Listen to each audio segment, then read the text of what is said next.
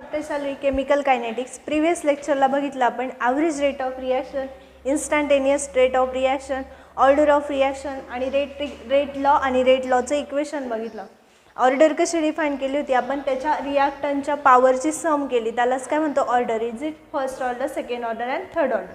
Next point बघायचं आपल्याला, molecularity of reaction. Is it also IMP point. Molecularity of reaction 2 मार्क्सला definition विचारली जाते. और distinguish between order and molecularity विचारला जातो 3 मार्क्सला. डिस्टिंग्विशला त्यात first molecularity of reaction is define as it is the number of reactant molecule taking the part in and eliminated reaction. Simple definition विचारली. नंबर ऑफ रिॲक्टंट, आता इथं फक्त reactant consider करायचं आपल्याला. Number of reactant molecule taking in the part in and एलिमिनेटरी reaction. एलिमिनेटरी reaction म्हणजे काय, simple molecule काय केलेला असतो, डिस्ट्रीब्यूट केलेला असतो. So number of reactant molecule किती here 1 and 2. O3 is first and O is the second. Here simple it is the number of reactant molecule. O3 ozone and O is the oxygen. Reactant किती झाले, 2 involve झाले. 2 gives twice of O2 in the form of gas. Here reactant which involve 1 and 2.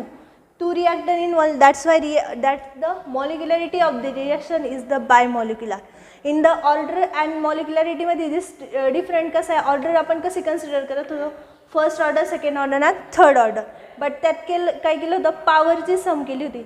In the मॉलिक्युलरिटी define करताना फक्त reactant molecule किती involve झाले त्यांची addition करायची आणि त्यावरून ऑर्डर ठरवायची, मॉलिक्युलरिटी ठरवायची. मॉलिक्युलरिटी लिहिताना ती कशी व्हायची, युनी मीन्स 1 रिॲक्टंट जेव्हा इन्व्हॉल्व असेल तर युनिमॉलिक्युलर.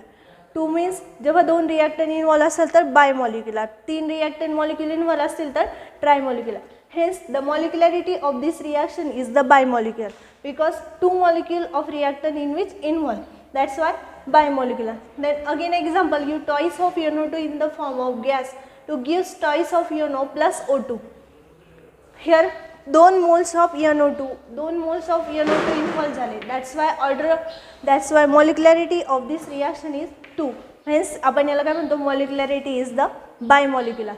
सिंपल मॉलिक्युलरिटी विचारली जाते, त्यात फक्त किती प्रमाणात रिॲक्टंट मॉलिक्यूल इन्व्हॉल्व झाले ते लिहायचे.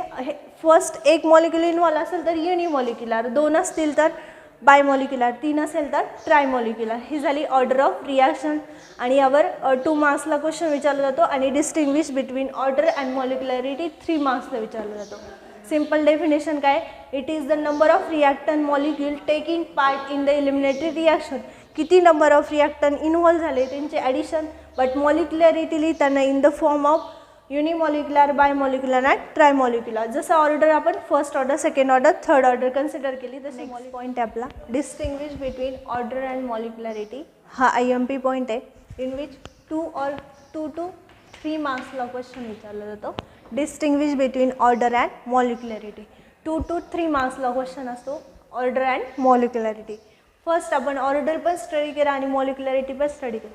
ऑर्डरमध्ये काय, the sum of power of exponent to which the term of concentration in the rate law experience are raise. म्हणजे काय, त्याच्या पॉवरची काय केली होती आपण, फक्त सम केली होती. इन केस ऑफ ऑर्डरमध्ये लिहिताना सम ऑफ पॉवर ऑफ ते जे काही पॉवर असेल in the form of X and Y त्याची काय केली, फक्त आपण सम केली. Is it first point. Then second point, it is the side by study करू. Here first point is the order. Then molecularity, it is the number of the molecule taking the part in elementary reaction. Only कोणते molecule, number of molecule of the reaction taking part in molecular. कोणते, reactant molecule. Number of reactant molecule taking the part in the eliminatory reaction is called molecularity of reaction. Here sum of power of concentration, त्याचे जे काही exponent असतील त्यांच्या पॉवरची सम करायची. In the form of ते कसं लिहिलं आपण, first order reaction, second order reaction and third order reaction. Is this molecularity म्हणजे नंबर ऑफ रिॲक्टंट मॉलिक्यूल किती इन्व्हॉल्व आहे आणि किती मॉलिक्यूलने त्यात पार्टिसिपेट केलं आहे ते कसं, in the form of unimolecular, bimolecular and trimolecular. Order लिहिताना first order, second order, third order. In the molecularity लिहिताना unimolecular, bimolecular and trimolecular. Then second, it is the experimentally determined. Order आपण experimentally पण determine करू शकतो, but in the case of molecularity it is the theoretical property. ही experimentally काढू शकतो आणि ही आपण थिअरॉटिकल काढू शकतो. ही आपण एक्सपेरिमेंटली काढू शकत नाही, ही कशी थिअरॉटिकल व्हॅल्यू काढू शकतो. Third number, it may be value which are the integer, fraction and zero. Order एकदा फ्रॅक्शनमध्ये पण येऊ शकते आणि झिरो ऑर्डर पण म्हणू शकतो. इन द आपण first order, second order, third order and zero order पण कन्सिडर करू शकतो in case of order. But in case of molecularity the value does not depend on the experimental condition.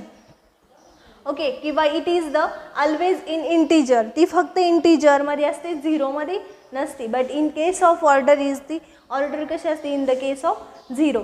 Then fourth one value, the value will be depend upon experimental condition. Here आपण experimentally determine calculate केली, त्यामुळे ती value कशावर depend असतील, experimental condition. But the property of the value will be does not depend on experimental condition. ही कशावर depend असेल मग, थिअरॉटिकल कंडिशन. ही व्हॅल्यू कशावर डिपेंड नाही आहे, experimental condition. Then fifth point आहे, it is the property of elementary and complete reaction and it is the property of elementary reaction only. म्हणजे ही प्रॉपर्टी कसली आहे, elementary reaction and complete reaction. But ही property कसली, only the elementary reaction. Then 6 point आहे, the rate law of expression is describe by the order of reaction.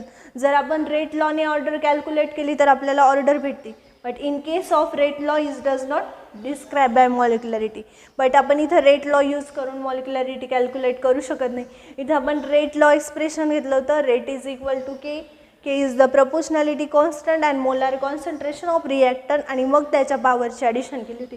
But in case of only the reactant molecule involve, त्यांची addition आणि त्यावरून आपण consider केलं होतं युनिमॉलिक्युलर आहे की बायमॉलिक्युलर की ट्रायमॉलिक्युलर. फर्स्ट एक ऑर्डर आणि हिअर मॉलिक्युलॅरिटी साईड बाय स्टडी करायचे. ऑर्डरची डेफिनेशन काय, त्याच्या पॉवरची, त्याच्या सम, त्यावर जी काही पॉवर असेल किंवा एक्सपोनंट फॉर्ममध्ये असेल तर त्याची काय केली होती आपण ॲडिशन.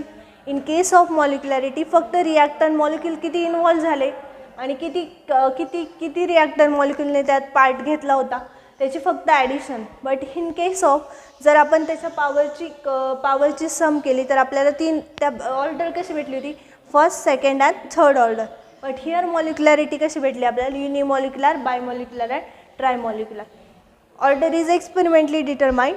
हे एक्सपेरिमेंटली डिटरमाइन किंवा करू शकत नाही म्हणून ही कशी थिअरॉटिकल प्रॉपर्टी कन्सिडर केली.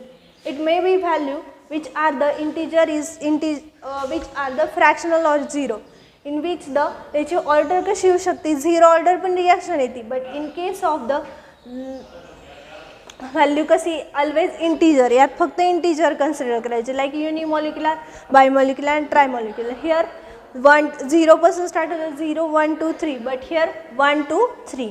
It is the depend upon the experimental condition. जी काही ऑर्डर असेल ती टोटल कशावर असते, experimental condition. In case of the ही एक्सपेरिमेंटल कंडिशनवर डिपेंड राहत नाही. देन प्रॉपर्टी एलिमिनेटरी रिॲक्शन भेटतात आणि कंप्लीट रिॲक्शन भेटतात. But it shows the only एलिमिनेटरी reaction. The rate लॉनी आपण हे ऑर्डर कॅल्क्युलेट करू शकतो. But in case of molecularity आपण रेट लॉनी कॅल्क्युलेट करू शकत नाही. Is it distinguish between order and मॉलिक्युलॅरिटी.